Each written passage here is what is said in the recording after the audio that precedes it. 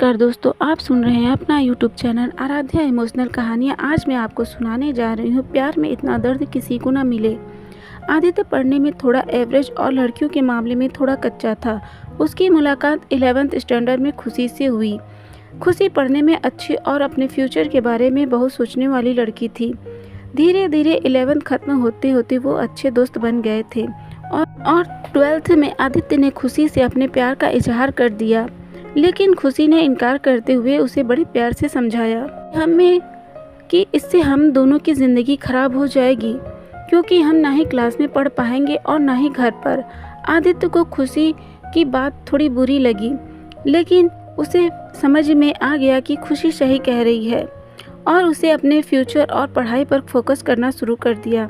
और जब आदित्य किसी भी लड़की से बात नहीं करता था, यहाँ तक कि खुशी से भी नहीं, क्योंकि उसे लगता था कि वो जब खुद भी खुशी से बात करता तब उसे अच्छा नहीं लगता था, क्योंकि कुछ दिन पहले तक खुशी उसकी दोस्त थी और आज वो उसे रिजेक्ट कर चुकी है। और आदित्य इन सब बातों को नज़रअंदाज करते हुए अपने इंटरमीडिएट की परीक्षा में मेहनत करके पूरे स्कूल में फर्स्ट आ गया। बाद में आदित्य दिल्ली के एक कॉलेज में भी टीच करने लगा और वहाँ भी वो किसी लड़की से बात नहीं करता था, क्योंकि खुशी ने उससे जो भी बातें कही कहीं न कहीं उसके दिल में बैठ गई थी। और जब भी उससे कोई लड़की बात करने आती तो वो मोड़ लेता और धीरे धीरे अपने पढ़ाई में और भी अच्छा होता गया। और आखिर में आते आते वो अपने कॉलेज में भी टॉप 10 की लिस्ट में आ गया और उसे कॉलेज से प्लेसमेंट भी मिल गई और वो जॉब करने फिर से मुंबई चला गया। मुंबई एक बहुत ही बड़ा शहर है, जहाँ एक मोहल्ले के लोग दूसरे मोहल्ले वाले को नहीं जानते हैं। वहीं जब आदित्य ऑफिस गया तो वहाँ उसे खुशी दिखी, लेकिन अब खुशी के लिए उसके दिल में कोई जगह नहीं थी और इसलिए वो हर बार खुशी से छिपता रहता।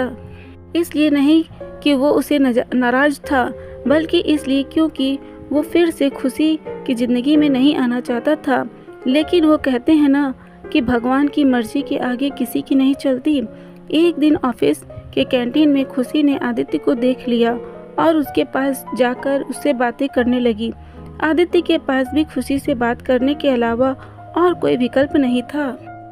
दोनों के दिल में पिछले 4 सालों से जो भी दर्द था उन्होंने एक दूसरे को बताया और खूब सारी बातें की।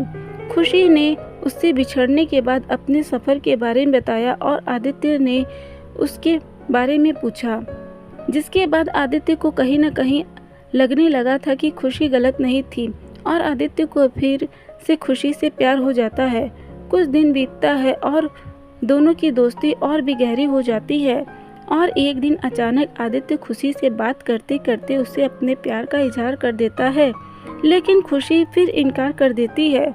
और जब आदित्य उससे इसकी वजह पूछता है तो वो बताती है कि उसकी शादी तय हो गई है और 1 महीने बाद वो ये जॉब छोड़ देगी। जब ये बात आदित्य को पता चली तो वो एक बार फिर टूट गया, जिसके बाद वो अपने आप को संभाल नहीं पाया और एक चिट्ठी खुशी के लिए छोड़कर चला गया। और खुशी उस खत को पढ़ती है जिसमें लिखा था, मेरी प्यारी खुशी, मैं तुमसे बहुत प्यार करता हूँ, लेकिन शायद तुम मेरी ज़िंदगी में नहीं हो, इसलिए तो मैंने तुम्हें 2 बार खोया है। कोई भी इंसान इतना बदनसीब कैसे हो सकता है कि अपने प्यार को 2 बार खोए। मैं नहीं जानता कि मैं तुमसे दूर रह के जी पाऊँगा कि नहीं, लेकिन अगर तुम्हें किसी और से शादी करते देख लूँगा तो पक्का जी नहीं पाऊँगा। इसलिए मैं तुम्हें और इस शहर दोनों को छोड़कर जा रहा हूँ। शायद तुम मुझे भूल जाओ, लेकिन दूसरी बार मिलने के बाद मैं तुम्हें कभी नहीं भूल पाऊँगा। मैं भगवान से प्रार्थना करूँगा कि वो तुम्हें और तुम्हारा होने वाला पति हमेशा खुश रहे। तुम्हारा प्यार, आदित्य।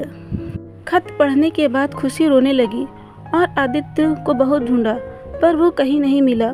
और बाद में खुशी ने अपने परिवार की खुशी के लिए अभिषेक से शादी कर ली। लेकिन खुशी को आज भी ये बातें हमेशा सताती रहती हैं कि आदित्य कहाँ होगा, किस हाल में होगा। यहाँ तक कि तो उसे ये भी नहीं पता कि आदित्य जिंदा भी है या नहीं। एक तरफ खुशी अंदर ही अंदर टूट जाती, लेकिन दूसरी तरफ वो एक परफेक्ट बहू, परफेक्ट पत्नी और एक परफेक्ट माँ भी है, जिसे उसके परिवार वाले हमेशा प्यार करते हैं और हमेशा करते रहेंगे। हमें ये तो पता नहीं कि खुशी 12th स्टैंडर्ड में या जॉब टाइम पर आदित्य को ठुकरा के गलत किया या सही, लेकिन आदित्य ने ये साबित कर दिया कि वो खुशी से सच्चा प्यार करता था, और इस बात का एहसास शायद अब खुशी को भी हो चुका था, और इसलिए शायद आज तक खुशी अपने आप को माफ़ नहीं कर पाई। मिल जाती अगर सभी को अपनी मोहब्बत में मंजिल, तो यकीनन रातों के अंधेरे में कोई दर्द भरी शायरी नहीं लिखता। तो दोस्तों, आपको यह कहानी कैसी लगी? अगर आपको कहानी अच्छी लगी तो चैनल को सब्सक्राइब करें, लाइक करें, कमेंट करें, शेयर करें और बेल आइकन दबाना ना भूलें। धन्यवाद। नमस्कार।